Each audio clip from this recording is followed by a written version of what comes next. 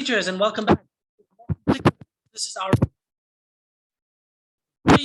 just a reminder, this is the content we have to review. Wow, it's a lot. So we don't have any time to waste. Let's jump straight into it. Now we have our reading part, and this is the story inside our.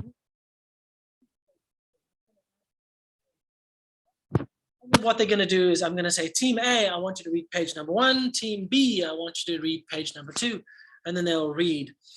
Now, I might give them points as they're reading, or I might stop and ask 1 or 2 individual students to read. But generally speaking, I'm just focusing my students' attention onto this next section, which is the story.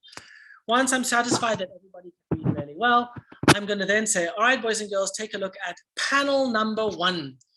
And so they're all going to look at panel number 1, and we're going to say, who is there? Oh, it's Beth, Molly, and Jake, and they're all looking at Toby, something like this, just to make sure that we're all on the same page. And then I'm going to ask questions. All right, boys and girls, where is Molly's pencil? And then the kids will respond. Where is Jake's notebook? The kids will respond. Where is Molly's bag? Now, I'm just doing this orally. If my students are unable to respond, then the teacher is in a lot of trouble because we've spent the last 4 lessons reinforcing the question and answer structure.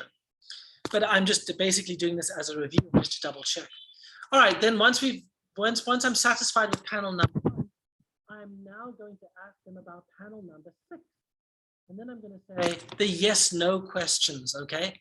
Is Beth's pencil on the floor? Okay. Is Jake's notebook in the bin? Is the pencil case on the shelf?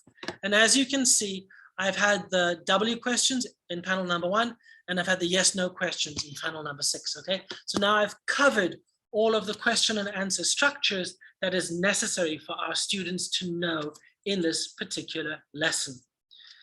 All right. Now I'm going to ask my kids to close their books.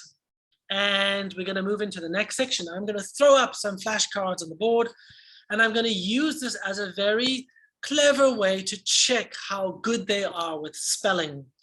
So I'm going to ask my kids to come up to the board, and I'll say, all right, Jim and Sue, number 1, write down bin, and the kids will then write down B-I-N, bin. Good job, Sally and Ben. Sit down. All right, Harry and Hank. Write down the next one, and I will say shelf, and they'll write down S-H-E-L-F, shelf. Good job.